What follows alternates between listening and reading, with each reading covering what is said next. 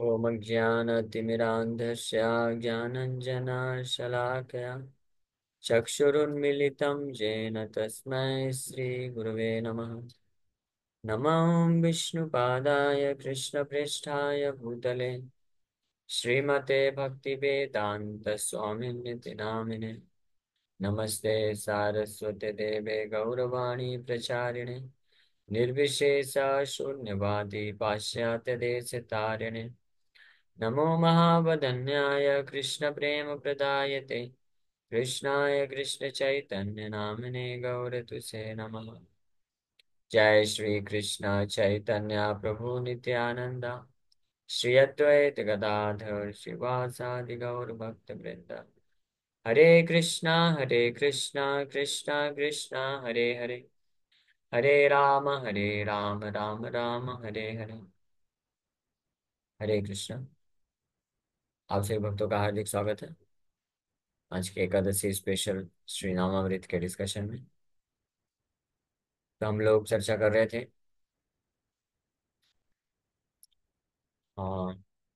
भगवान के अनेकों अनेकों नाम हैं।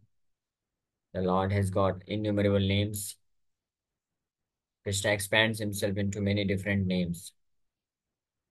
तो चैतन्य महाप्रभु ये बोलते हैं, नाम नाम अकारी बहुधा निज सर्व शक्ति तत्रार्पिता नियमितः स्मरणेन काल एतादृशी तव कृपा भगवन् ममापि दुर्दैवमीदृशमिहा जनिनानुरागः। अनेक लोकेर वांछा अनेक प्रकार कृपाते करिला अनेक नामेर प्रचार आईते सुईते यथ तथ नाम लाए काल देश नियम नाही सर्व सिद्धि है सर्वशक्ति नामे दिला करिया विभाग आमार दुर्दैव नामे नाही अनुराग ये रूप लैले नाम प्रेम उपजाए ताहार लक्षण सुन स्वरूप राम राय। तो भगवान बहुत दया करके नाम के रूप में अपने अनेकों अनेकों नाम के रूप में अपने आप को प्रकट करते हैं। तो श्री चैतन्य महाप्रभु ये वर्णन कर रहे हैं शिक्षाष्टकम जो है उसका।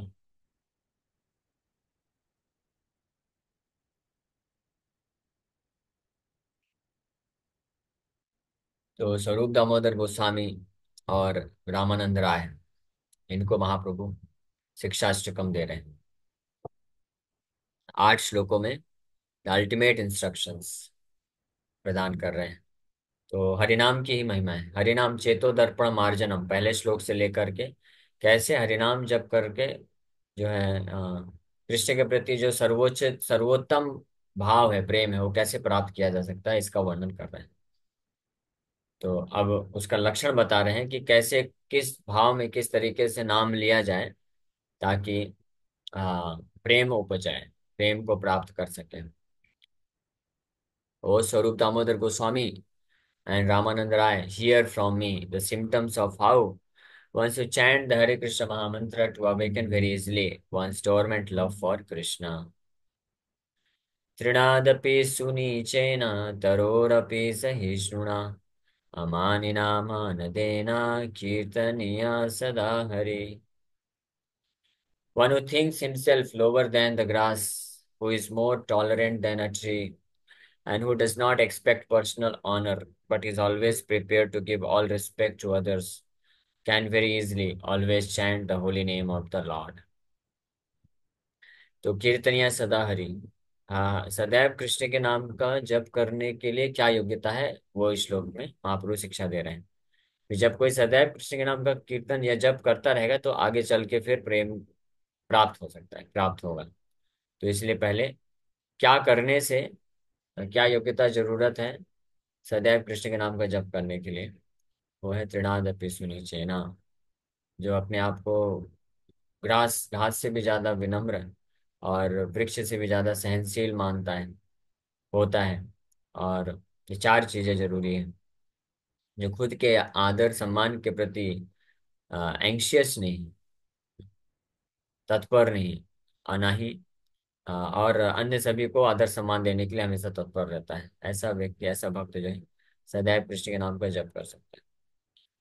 उत्तम हैया अपना के माने तृणथम द्वि प्रकारे सहिष्णुता करे वृक्ष सम। So these are the symptoms of one who chants Hare Krishna महामंत्र। जो वास्तविक रूप में हरिनाम लेता है उसके लक्षण ये बताए गए हैं। Although he is very exalted, he thinks himself lower than the grass on the ground, and like a tree, he tolerates everything in two ways। हालांकि वो बहुत उत्तम होता है, उत्तम हैया आपना के माने तृणाधम। हालांकि बहुत उत्तम होता है, क्यों? क्योंकि भगवान के नाम का जप कर रहा है। जो भी भगवान के नाम का जप कर सकता है वो बहुत उत्तम है। भगवान के हरे कृष्ण हरि नाम का जप जो करता है ना, तो बहुत उत्तम होता है। लेकिन जो उत्तम होता है उसका दूसरा लक्षण बताया गया है कि वो अपने आप को उत्तम समझता नहीं। तो मान लीजिए कोई अभी प्रश्न पूछेगा, गुरु जी मैं तो हरिनाम जप करता हूँ और अपने आप को उत्तम भी समझता हूँ, तो इसका मतलब फिर कंट्राडिक्टरी हो गया ना। इसका मतलब ये हुआ कि हरिनाम हम जप नहीं करते हैं, उसको नामाभास बोला जाता है। यहाँ पे हरिनाम जप करने वाले भक्त का मतलब है जो शुद्ध नाम जप करता है। जैसे नाम जप, हरिनाम मतलब शुद्ध नाम। जैसे कोई बोले कि पानी लाओ, तो पानी मतलब शुद्ध पानी मांगा जा रहा है, पीने के लिए मांगा जा रहा है। किसी भी चीज का, चाहे कोई भी वस्तु आप खरीदने जाते हैं, मान लीजिए मार्केट में आप मिल्क खरीदने जाते हैं, दूध खरीदना है, तो दूध खरीदने जाते हैं तो दुकानदार ये थोड़ी ना पूछेगा कि भाई साहब आपको नकली दूध चाहिए असली दूध चाहिए। आप बोलते हैं दूध चाहिए मुझे, तो इसका मतलब अंडरस्टूड है कि असली दूध की बात हो रही है, तो आप असली जो है शुद्ध दूध दीजिए। ये पूछने वाली बात नहीं। उसी प्रकार से हरिनाम जप करता है, जब भी शास्त्रों में बताया गया है कि जो व्यक्ति हरिनाम जप करता है वो बहुत ही एग्जॉल्टेड है, वो देवताओं से भी ज्यादा उत्तम है। तो इसमें समझना चाहिए कि वो हरिनाम जप कर रहा है, मतलब वास्तविक नाम जप कर रहा है, शुद्ध नाम जप कर रहा है, उसकी बात चल रही है। और उसके क्या लक्षण है कि वो अपने आप को होता बहुत एग्जॉल्टेड है, देवताओं के द्वारा भी पूजित होता है। हाँ, स्पेशली कोई भगवान के शुद्ध नाम का निरंतर जप करता है कोई भक्त, तो वो ब्रह्मा जी भी उसका पूजा करने के लिए तत्पर रहते हैं। सारे देवताओं के द्वारा पूज्य नहीं है, और वैदिक शास्त्र भी उसका गुणगान करने के लिए सक्षम नहीं है, समर्थ नहीं है। उनके पास भी शक्ति नहीं है, उनके पास इतना ज्ञान नहीं है कि ऐसे ऐसे शुद्ध भक्त का गुणगान कर सके जो निरंतर कृष्ण का शुद्ध नाम जप करता है। तो इस प्रकार शास्त्र में बताया है। तो लेकिन उसके लक्षण है, क्या लक्षण है? कि वो सबसे एग्जॉल्टेड होता है, लेकिन अपने आप को हमेशा जो है बहुत ही अधम मानता है। तो ये बस आर्टिफिशियल नहीं होता, वो एक्चुअली में समझता है। इसका अर्थ क्या है कि उसके जीवन में जब भी कुछ समस्या आती है, किसी ने कुछ डांट दिया, किसी ने कुछ दुर्व्यवहार कर दिया, या कुछ समस्या आ गई, तो वो किसी के ऊपर दोष नहीं डालता है। किसी के ऊपर दोष नहीं डालता है। उसको ये पूर्ण रूप से समझ होती है कि कृष्ण के कृपा से ये मुझे बहुत कम करके मिल रहा है। तो मेरे मेरे ही दोष के कारण, मेरे ही अपराधों और पापों के कारण मुझे ये सजा मिल रही है। इस प्रकार से वो अपने दोष के ऊपर विचार कर पाता होता उत्तम है, लेकिन अपने दोष के ऊपर विचार करता है और स्वीकार कर लेता है हर प्रकार की विपरीत परिस्थितियों को भी, और उन परिस्थितियों में रहते हुए भी भगवान के नाम का जप करना छोड़ता नहीं है, वो निरंतर करता रहता है। ये एक लक्षण होता है और उत्तम जो भक्त होते हैं उनका। और and like a tree he tolerates everything in two ways, दो तरीके से वृक्ष के समान सबको सहन करता है। क्या क्या? वृक्ष ये ना काटिले किच्छु न बोलाय, सुखाय माय लेह कार्य पानी न मागाय। When a tree is cut down, it does not protest, and even when drying up, it does not ask anyone for water। तो सही वृक्ष के समान सहनशील होना मतलब कि जब वृक्ष को काटा जाता है तो वो प्रोटेस्ट नहीं करता है। ये बहुत एग्जॉल्टेड क्वालिटी है, इतना आसान नहीं इसको अर्जन कर पाना। और जब सूखता है तो वृक्ष किसी को पूछता नहीं है। कोई पेड़ आपने देखा है, आप रास्ते में चल रहे हैं, सूख रहा है, और वो आवाज लगाए, भाई साहब एक बाल्टी पानी दे दो मेरे को पीने के लिए? कभी नहीं बोलता है। तो पानी भी नहीं मांगता है पीने के लिए, और काटे जाने पे प्रोटेस्ट भी नहीं करता है। इसको बोलते हैं सहिष्णुता। तो ये स्थिति होती है, ये योग्यता है उस व्यक्ति के लिए जो सदैव शुद्ध नाम निरंतर जप कर सकता है। यही ये मांगाए तारे दे आपन धन, घर में वृष्टि सहे अनेर कराए रक्षण। The tree delivers its fruits, flowers, and whatever else it possesses to anyone and everyone. It tolerates scorching heat and torrents of rain, yet it still gives shelter to others. ये वृक्ष का गुण है कि वृक्ष रिटर्न में flower, fruits और जो भी उसके पास होता है वो सबको देता है। जो काटने के लिए आएगा उसको भी वही प्रदान करेगा, उसको भी फल फूल देने के लिए तैयार रहता है। और जो उसका उसको सिंचाई करने के लिए आएगा, पानी देगा, उसको भी वही चीज देता है। तो इसी प्रकार से जो शुद्ध नाम जप करने वाला भक्त होता है, वो उसके साथ कोई अच्छा व्यवहार करे तो उसको भी कृष्ण भक्ति प्रदान करता है, कृष्ण से प्रार्थना करता है उसके कृपा के लिए। और जो उसको आकर के प्रताड़ित करता है, अपमानित करता है, तो उसको भी कृष्ण भक्ति देता है और कृष्ण के लिए उसको कृष्ण से उसके लिए प्रार्थना करता है।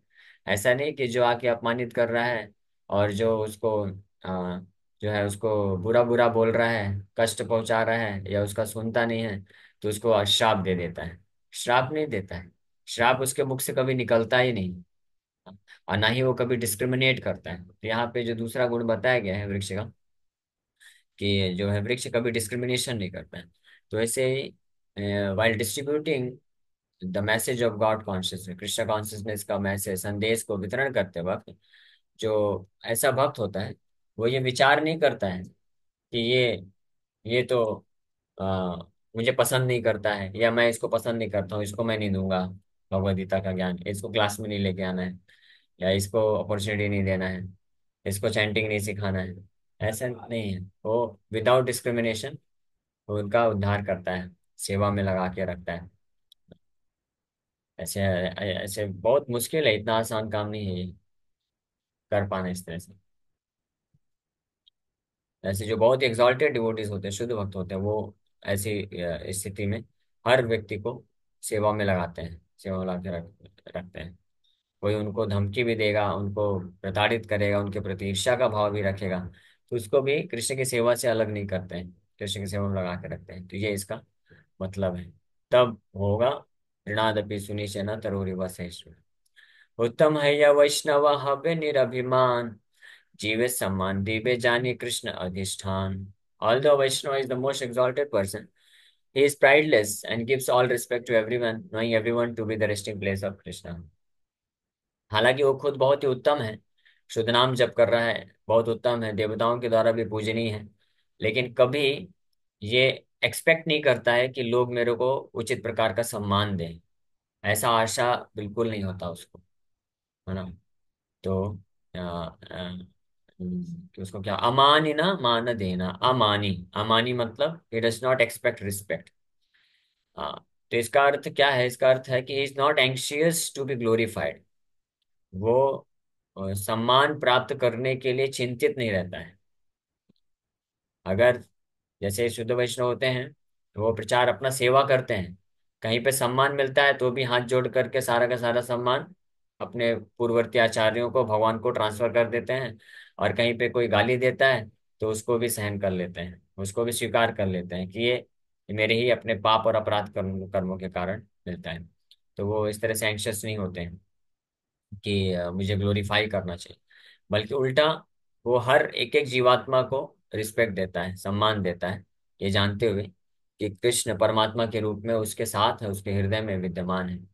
यही मत है, यही कृष्ण नाम लाए, श्री कृष्ण चरण तार प्रेम उपजाए। ये है, this is the way, this is the way to attain love for Krishna's lotus. If one chants the holy name of Lord Krishna in this manner, he will certainly awaken his dormant love for Krishna's lotus feet. Shri Krishna चरण तार प्रेम उपजन।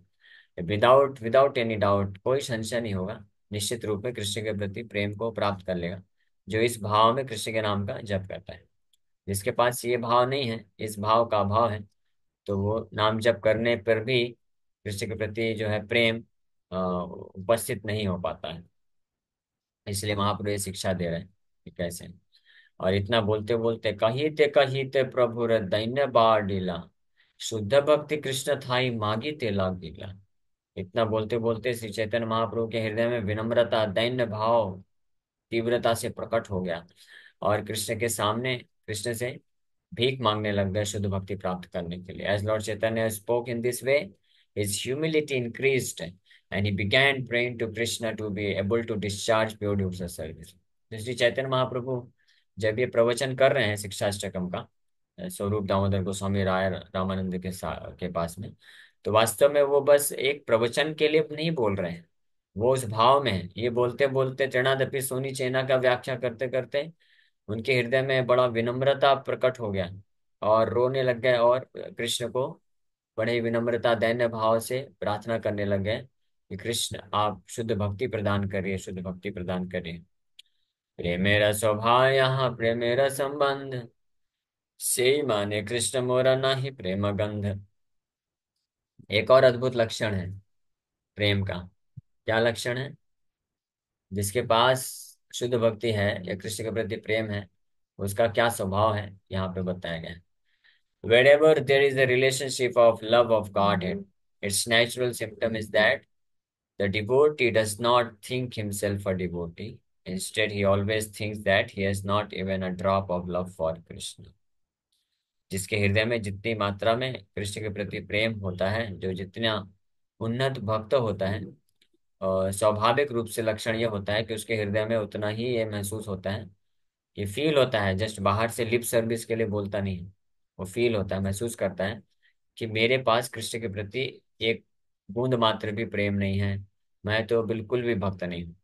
हाँ, तो इसलिए वो जितने भी भक्त होते हैं, चाहे नौसिखिया भक्त होगा जो फर्स्ट डे भी आया है टेम्पल में, बस अभी माला हाथ में उठा करके हरे कृष्ण जप करना सीखा है, जो एक माला बस करता है, वो भक्त से लेकर के बड़े बड़े जो सन्यासी गुरु जीबीसी जो बहुत उन्नत भक्त हैं, वो सब भक्तों को एक जो है वो ऐसा भक्त सम्मान देता है, क्योंकि उसको लगता है कि ये तो जप कर रहे हैं, तो भगवान के भक्त हैं, अपने आप को तो बिल्कुल भक्त नहीं समझ पाता है। तो ये हम लोग टेस्ट कर सकते हैं कि कितनी मात्रा में हम प्रत्येक वैष्णव को सम्मान देते हैं। हाँ, उतनी मात्रा में हमारे हृदय में जो कृष्ण के प्रति प्रेम विकसित हो रहा है। जितनी मात्रा में हमको लगता है कि मैं तो इस भक्त से ज्यादा उन्नत हूँ, हाँ, ये तो अभी अभी जप करना चालू किया है, ये तो क्या है, ये तो बस 16 माला जप करता है, मैं तो 64 राउंड चैंटिंग करता हूँ, ये तो एकादशी में बस 32 माला 64 माला करते हैं, हम तो एकादशी में डेली 192 माला जप करते हैं, 150 माला जप करते हैं। हाँ, तो ये तो क्या है, ये तो प्रचार नहीं करते हैं, हम तो प्रवचन देते हैं, इतने सारे प्रवचन, इतना प्रचार करते हैं, इतने सारे भक्त लोग बनाए हैं हम लोग। ये तो क्या करते हैं, ये तो बस बुक डिस्ट्रीब्यूशन जाते हैं, 2-4 घंटे में एक गीता भी इनके हाथ से नहीं जाती। मैं तो 1 घंटे के लिए भी जाता हूँ, एक एक कार्टून पूरा खाली करके आ जाता हूँ। तो इस प्रकार से जो सोचता है, इसका मतलब अभी भक्ति प्रारंभ ही नहीं हुई है वास्तव में। लेकिन उसको लगता है, ऐसा जरूर है कि मैं बहुत उन्नत भक्त हो चुका हूँ। लेकिन भक्ति जब प्रारंभ होती है किसी के हृदय में, अगेन वही चीज, भक्ति मतलब शुद्ध भक्ति। जब भी शास्त्र में भक्ति, भक्त, हरिनाम और ये सब की बात की गई है, तो समझना चाहिए वो शुद्ध की बात की गई है, वैष्णव भक्त, हाँ, ये शुद्ध तत्व की बात की जाती है। तो भक्ति मतलब शुद्ध भक्ति जब जिसके हृदय में प्रारंभ होती है, तब स्वाभाविक रूप से ऑटोमेटिकली ये सारे लक्षण प्रकट होने लग जाते हैं। वो अपने आप को भक्त मानता नहीं।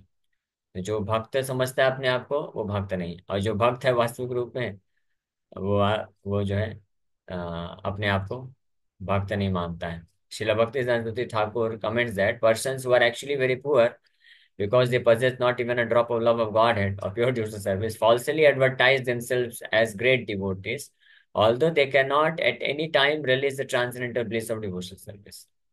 A class of so-called devotees known as Prakrit Sahajiyas sometimes display devotional symptoms to exhibit their good fortune. They are pretending, however, because these devotional features are only external. The Prakrit Sahajiyas exhibit these symptoms to advertise their so-called advancement in love of Krishna, but instead of praising the Prakrit Sahajiyas for their symptoms of transcendental ecstasy, pure devotees do not like to associate with them. It is not advisable to equate the Prakrit Sahajiyas with pure devotees. One who is actually advanced in ecstatic love of Krishna does not try to advertise himself. Instead, he endeavors more and more to render service to the Lord. So, जो those who are actually very poor in love of Godhead, they try to advertise. ये भौतिक रूप से भी हम देख सकते हैं इस संसार में भी।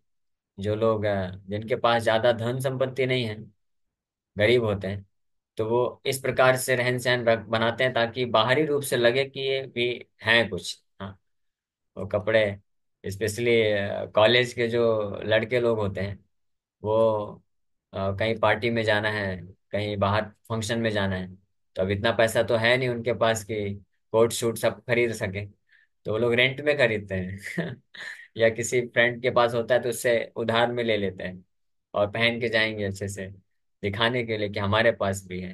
हाँ, यहाँ तक कि लोग बाहर ऐसे फंक्शन, स्पेशली कॉलेज के लड़के लोग किसी गर्लफ्रेंड बनाने के लिए, पटाने के लिए बाइक तक उधार में ले लेते हैं और पता नहीं चलने देते कि किसी और का बाइक है, अपना बाइक समझ के उसको लेके जाते हैं। तो जो जितने जो गरीब होते हैं, पुअर होते हैं, वो इस प्रकार से लोग कार्य करते हैं। जैसे जिनके पास पैसा नहीं है, तो वो लोग इमिटेशन ज्वेलरी खरीद के पहनते हैं, दिखाता कि समाज को दिखे। तो खैर ये तो आप सब जानते हैं, नेचुरल है संसार में। लेकिन जो जिसके पास खूब करोड़ों अरबों खरबों पैसा होता है, वो दिखावा नहीं करता है, वो सिंपल सा कपड़ा पहन के घूमेगा। जैसे हिंदुजा ब्रदर्स, ये लोग बहुत गरीब, बहुत बहुत अमीर हैं, प्रैक्टिकली इतने रिच हैं, इतने रिच हैं कि वो भी हिसाब किताब नहीं है। लेकिन ये लोग मंदिर में आते हैं सुबह सुबह कभी दर्शन करने के लिए, तो बड़ा सिंपल एक कुर्ता पैजामा बस डाल के आते हैं। कोई ऐसा दिखता ही नहीं है, कोई जो नहीं जानता होगा तो कभी गेस भी नहीं कर सकता कि इतने अमीर लोग। तो वो बोलते भी ना, एक कहावत भी है कि जो चिल्लर होते हैं वो बजते हैं, जिनके पास 2-2 हजार के नोट्स होते हैं जेब में तो वो नहीं बजेगा, लेकिन जो चिल्लर होते हैं, 1-1 2-2 रुपए के सिक्के होंगे, वो बजते हैं। तो उसी पर तो भक्ति में भी यही प्रिंसिपल अप्लाई होता है। रतन टाटा जी भी बहुत अच्छे व्यक्ति थे, तो भी इतना पैसा, इतना रिच होने के बावजूद भी कभी ऐसे शो ऑफ नहीं किए। He was always ready to help others. So ये पुण्य है, इसलिए पूर्व जन्म में जो पुण्य, बहुत पुण्य कर्म करते हैं, हृदय जिनका पवित्र होता है, पुण्य होता है, तो वो लोग बहुत रिच बनते हैं, फिर भी दिखावा नहीं करते हैं। तो उसी प्रकार से भक्ति में जो रिच होते हैं, बहुत बड़े चढ़े होते हैं, तो वो कभी दिखावा नहीं करते हैं, और वो बल्कि हमेशा एंग्शियस होते हैं, तत्पर होते हैं कि और कितना सेवा कर सकें। जो भक्ति में बड़े गरीब होते हैं, तो वो थोड़ा सा सेवा करने के बाद उसका पब्लिसिटी ज्यादा करते हैं, एडवर्टाइजमेंट ज्यादा करते हैं कि हमने ये किया, हमने वो किया, इतना सेवा किया, हम ये करते हैं, वो करते हैं, इतना माला जप करते हैं, इतना प्रचार करते हैं, ये सब वो सब। और जो भक्ति में उन्नत होते हैं, तो वो हालांकि वो 24 घंटे सेवा करते हैं, लेकिन एडवर्टाइजमेंट तो दूर की बात है, उनको लगता है कि मैं नहीं कर पा रहा हूँ, और बहुत कम हो रहा है, और मुझे बढ़ाना है, और करना है, और कैसे सेवा करूँ मैं, और कैसे सेवा करूँ, ऐसे एंग्शियस होते हैं।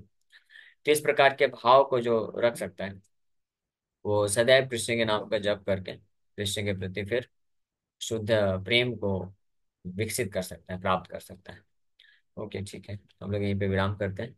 एकादशी है, तो सभी भक्त लोग जप करिए ज्यादा से ज्यादा। हरे कृष्ण। से आपने अभी बताया, जो लोग बहुत अमीर होते हैं लेकिन वो इतना सिंप्लिसिटी रहते हैं लाइफ में, तो ये जो सिंप्लिसिटी है, ये जीवन में वो एक्सपीरियंस की वजह से आती है, संस्कार की वजह से आती है, या फिर वो ये धन को और शरीर को कुछ समझते नहीं, मतलब वो कैसे समझना चाहिए, तो कैसे समझना चाहिए? Simplicity is Vaishnavism. His holiness Gaur Govind Swami Maharaj बताते हैं कि ये नेचुरल एक कैरेक्टरिस्टिक्स है, ये स्वाभाविक एक गुण होता है। जो जो वैष्णव है, जो मतलब भगवान के प्रति जिस जो भक्त है जो वास्तव में, तो वो सरल ही होता है, सिंपल रहता है, कॉम्प्लेक्सिटी नहीं रहती है। सिंप्लिसिटी का मतलब है as it is, inside outside same thing. तो वो बोलते हैं सरल, चाइल्ड लाइक सिंप्लिसिटी भी बोलते हैं, इनोसेंट बोलते हैं, इनोसेंस होता है। तो वो अपने जो भी भगवान का सेवा है, भक्ति है, उसको करने के लिए बस एंग्शियस होते हैं। उनको ज्यादा घुमा फिरा के चीजें नहीं पसंद होती, और ना वो ज्यादा घुमा फिरा के इधर उधर बातें करते हैं। और वो, और इनका गुण क्या होता है कि अगर जैसे जो भी वरिष्ठ हैं, भक्त हैं, गुरु हैं, आचार्य हैं, तो वो जैसा बता देते हैं उसको वैसा करते रहते हैं बस। उसमें बहुत ज्यादा, जिसको बोलते हैं ना, सरल भाषा में बोलते हैं आनाकानी, आनाकानी नहीं करते हैं कि ऐसा क्यों करना है, ऐसा ही क्यों करना है, आपने ऐसा बोला था लेकिन ऐसा हो गया, अभी कैसे करूं, ये सब जो है इसमें नहीं फंसते हैं वो। तो ऑफ कोर्स ये जो क्वालिटी है ये धीरे धीरे मैच्योरिटी, स्पिरिचुअल मैच्योरिटी के साथ डेवलप होती है। जितनी मात्रा में हम साधन भक्ति तीव्रता से करते हैं, हृदय शुद्धिकरण होता है। हृदय जितना शुद्ध होगा उतनी मात्रा में ये सारे गुण भी अपने आप प्रकाशित होते हैं। आप इमिटेट नहीं कर सकते, नकल नहीं कर सकते इन गुणों को। तो इसलिए हमारा फोकस होना चाहिए भगवान के साधन भक्ति को तीव्रता से करते जाएं। फिर ये जो क्वालिटीज हैं ये अपने आप जो है हृदय में प्रकाशित होती जाती है। ओके। प्रश्न आया है कि इनोसेंसी की वजह से ठग लिए जाते हैं आजकल इस समाज में। लेकिन उसको इनोसेंसी नहीं बोलते हैं, उसको फुलिशनेस बोलते हैं। इनोसेंट जो सिंप्लिसिटी क्वालिटी है वो एक अलग ही चीज है। सिंप्लिसिटी का मतलब ये नहीं है कि कोई ठग लेगा, कोई धोखा दे सकता है। वो अगर कोई हमको धोखा दे दे रहा है, this is because of our foolishness. हमारे पास इंटेलिजेंस नहीं, इसलिए कोई धोखा दे देगा। सिंप्लिसिटी में वो इंटेलिजेंट भी होता है। भक्त जो है, कृष्ण भक्त बड़ा चतुर, वो बहुत ही इंटेलिजेंट भी होता है बट सिंपल होता है। इसके परफेक्ट एग्जाम्पल हनुमान जी हैं। Hanuman ji the best example. उनको कोई नहीं ठग पाया। राम का सेवा करने के लिए निकले थे, तो अलग अलग प्रकार के असुर लोग आए, प्रलोभन दिए, सब कुछ फंसाने का कोशिश किया, मारने का कोशिश किया, कोई नहीं सफल हुआ। सबको अपनी बुद्धि और बल से सबको परास्त कर दिए। और लेकिन सरल स्वभाव, कितना सरल स्वभाव है। हाँ, आप जब भगवान राम के पास जाते हैं, एक बार सीता माता के पास गए, देखे माता सिंदूर लगा रही है, तो पूछे ये क्या है। तो माता सोची इनको क्या बताएंगे, तो बाल ब्रह्मचारी हैं। तो ऐसे बस बोल दी कि ये इसको देखने से भगवान रामचंद्र प्रसन्न होते हैं। बस इतना सुनने मात्र से हनुमान जी जाकर के पूरे शरीर में सिंदूर लगा दिए और भगवान राम की सभा में पहुंच गए। सब लोग देख के जोर जोर से ठहाका मार के हंसने लग गए। भगवान राम भी हंस रहे हैं। तो इतने सिंपल, इतने सरल स्वभाव के हैं, उनको बुरा नहीं लगा। वो देखे, अरे वाह, माता सीता सही बोली थी, राम भगवान बड़े प्रसन्न हो गए, इतना जोर जोर से हंस रहे हैं, तो वो भी हंसने लग गए। हाँ, तो कितना बच्चों के जैसे सरलता हो है। लेकिन वहीं दूसरी ओर मूर्ख नहीं है, बड़े चतुर भी है, बुद्धिमान भी है। बाहर असुर लोग कोई उनको जो है लाभ नहीं उठा पाया। उन सबको वो राम के सेवा में डिफीट कर दिए। तो इसलिए वैष्णव जो शुद्ध वैष्णव होते हैं उनका जो ये होता है, time is for question answer, question answer ही चल रहे हैं। सो शुद्ध वैष्णव होते हैं, वो इनोसेंट होते हैं, सरल होते हैं, लेकिन साथ ही साथ में भगवान की सेवा के लिए बुद्धिमान भी होते हैं, तो कोई गलत फायदा नहीं उठा पाता है।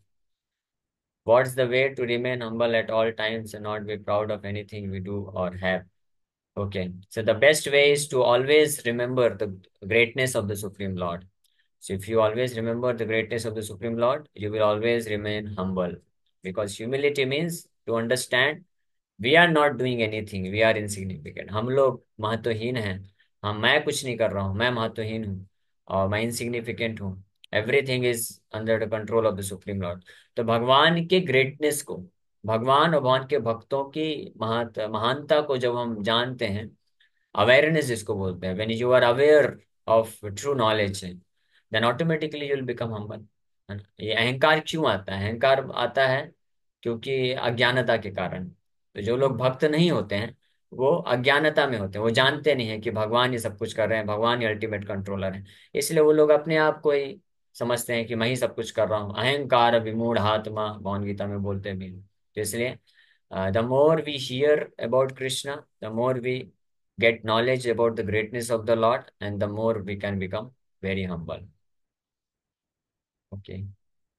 मतलब we should be intelligent so that no one can distract us from. Yes, very nice. We should be intelligent enough so that nobody can distract us from bhakti. But when we are dealing with devotees and the Supreme Lord, we should be very simple in dealing, and we should have attitude of servant, serving attitude.